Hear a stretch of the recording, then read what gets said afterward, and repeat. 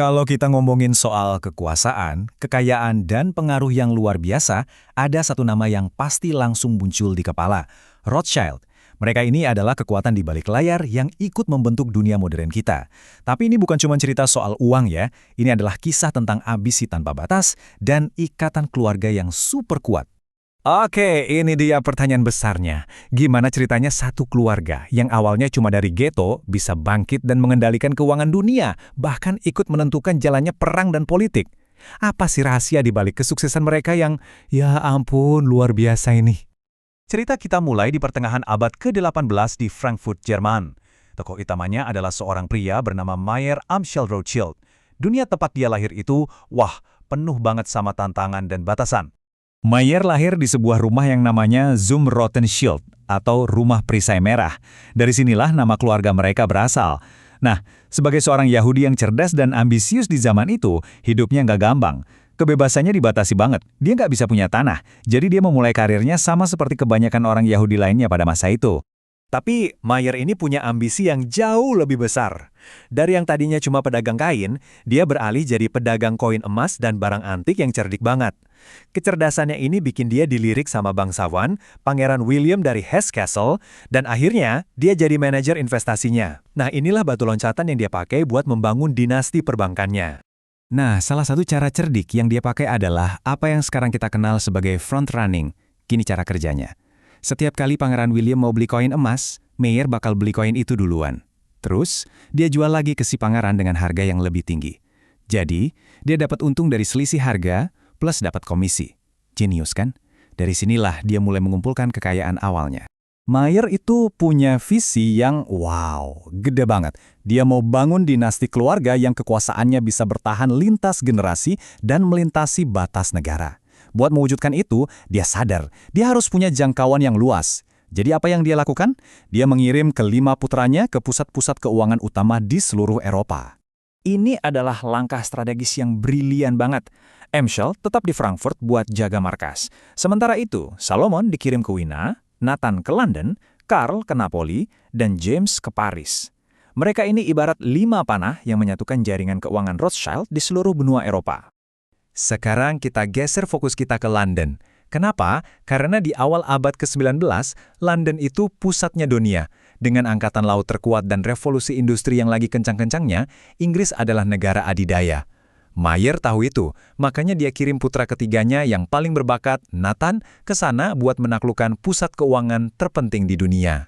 Dengan modal awal 20.000 pound, Nathan yang super ambisius ini langsung lihat peluang besar di industri tekstil. Tapi dia nggak cuma jualan kain loh, dia menguasai seluruh rantai pasokannya. Dia pernah bilang, saya menemukan ada 3 keuntungan, dari bahan baku, dari proses pewarnaan, dan dari proses manufaktur. Dengan strategi ini, dia berhasil melipat gandakan modalnya jadi 60.000 pound dalam waktu yang sangat singkat. Kekuatan keluarga Rothschild meroket saat mereka mulai mendanai perang Napoleon. Tapi, keunggulan terbesar mereka itu bukan cuma uang. Mereka menguasai sesuatu yang jauh lebih berharga, yaitu informasi. Mereka membangun jaringan intelijen yang canggih banget buat zamannya. Mereka pakai kurir pribadi, pos kuda, dan bahkan merpati pos. Intinya, mereka selalu dapat berita penting lebih cepat dari siapapun, bahkan lebih cepat dari pemerintah. Kecepatan ini bikin mereka bisa berspekulasi mata uang dan memprediksi hasil perang. Contohnya seperti kemenangan Wellington di Waterloo yang sebagian besar dananya dari Nathan. Saking berpengaruhnya Nathan, waktu dia meninggal di tahun 1836, dia itu orang terkaya di dunia. The London Times sampai menulis kayak gitu. Nah, setelah kematiannya, tongkat kepemimpinan dinasti ini beralih ke adiknya yang bungsu, James yang ada di Paris. Tapi, saat keluarga Rothschild lagi asik mengukuhkan kekuasaan mereka di Eropa, di seberang Samudra Atlantik, sebuah kekuatan perbankan baru sedang bangkit di Amerika, dan mereka siap buat menantang dominasi Rothschild. Perbandingannya jelas banget kan? Di satu sisi ada Rothschild, si penjaga lama.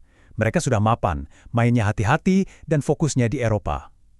Di sisi lain ada Junius Morgan dan putranya J.P. Morgan. Mereka ini penantang baru dari Amerika yang super agresif dan berani ambil risiko buat membiayai dunia baru. Momen kuncinya datang pas Perang Prancis-Prusia.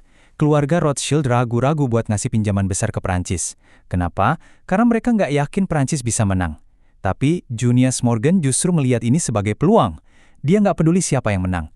Dia yakin Prancis mau menang atau kalah, pasti bakal bisa bayar utangnya. Morgan pun langsung masuk, ngasih pinjaman gede, dan untungnya 1,5 juta pound. Ini yang langsung melambungkan dinasti Morgan ke jajaran elit keuangan global. Memasuki abad ke-20, tantangannya makin gila. Ada kebangkitan Amerika, dua perang dunia yang menghancurkan Eropa, ini semua mengancam eksistensi kekaisaran yang udah mereka bangun susah payah selama lebih dari 1 abad.